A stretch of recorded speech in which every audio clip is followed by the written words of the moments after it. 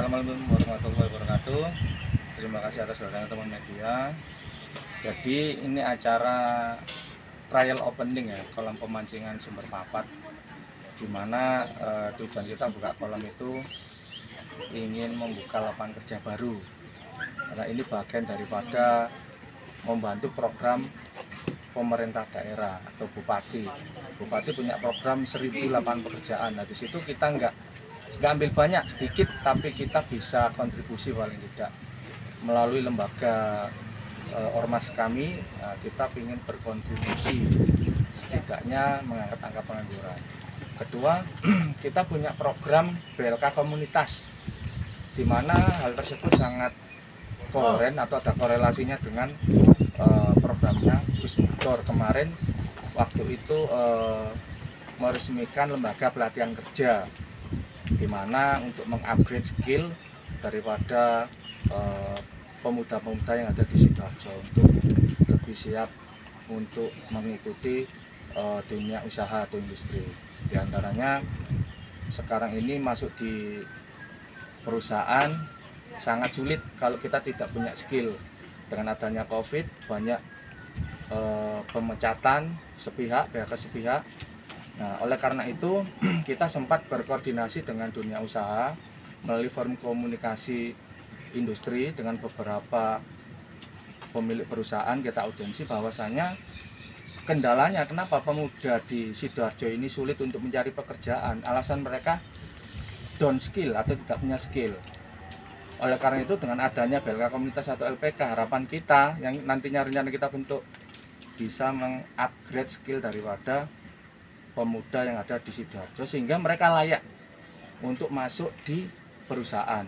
Ditambah lagi di perusahaan sekarang kan musimnya sertifikasi atau aturannya harus ada LSP, ada BNSP dan segala macam. Nah, kita mencoba mengarah ke situ melalui gerakan ormas ini. Paling tidak kita berharap bagi pemerintah atau para pengusaha yang di Sidoarjo ini untuk peduli. Kalau di perusahaan itu ada CSR kan, corporate social responsibility. Nah, itu kita harap transparansi dari CSR itu harus ada perhatian dari rekan-rekan media. Di mana CSR itu larinya kemana dan peruntukannya untuk apa. Nah, di situ harus dapat sorotan. Kenapa media sebagai kanal sosial? Nah, harapan kami ketika CSR itu bisa transparan, bisa kita gunakan untuk bisa kita mohonkan untuk anak-anak yang membutuhkan daripada pelatihan-pelatihan. Di antaranya kemarin Gus Muktor pernah bikin pelatihan-pelatihan barista segala macam. Nah, itu dana yang jelas diambil dari APBD. Lah ini CSR ini belum banyak yang disorot. Untuk apa CSR ini? Nah, harapan kita dengan adanya segmen usaha baik UKM, baik BLK komunitas melalui upgrade skill melalui pelatihan itu bisa dapat perhatian dari pemerintah. Kurang lebih seperti itu. Untuk usaha Primus selain kolam pancing apa aja? Kita mulai merintis warkop, Pak. Jadi Primus ada program 100 UMKM. Program kita itu paling tidak 18 kecamatan kita punya poin-poin di situ, pos-pos di situ.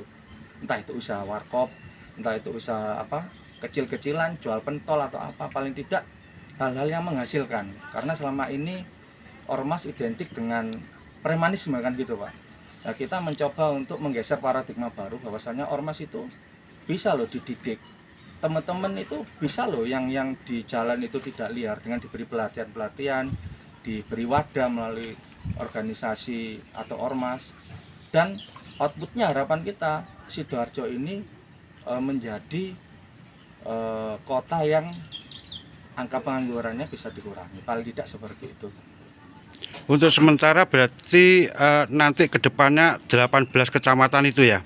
Itu target kami, Pak. Kita punya target, kita sudah punya skema dan mapping areanya. Berarti untuk sementara ini sudah berapa kecamatan yang sudah di... Ini ada sekitar 3 kecamatan, Pak.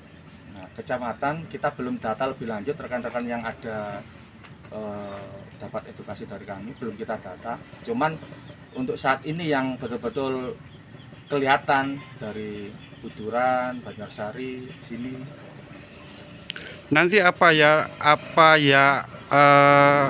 kolam pancing lagi atau gimana? Atau usaha-usaha selain warkop, selain kolam pancing, segala lini?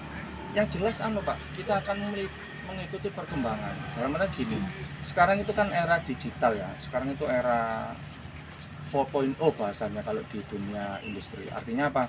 Harapan kita tidak hanya UMKM yang offline, dalam artian UMKM yang sifatnya itu saja, tapi UMKM yang sudah masuk ke ranah digital. Karena ada program Menteri Perkoperasian, terus ada program-program dari Disnaker sendiri terkait digitalisasi UMKM. Nah, melalui program tersebut kita ingin paling tidak bikin proposal dan ada porsi lah dari pemerintah untuk kita, terutama rekan-rekan yang di Sidoarjo ini, untuk bisa melaksanakan hal tersebut gitu. Brimo sendiri apa sudah menggandeng perusahaan-perusahaan lain untuk mendukung programnya? Untuk selama ini kita baru berusaha Pak ya, karena gini, untuk menggandeng itu kan butuh trust kan gitu.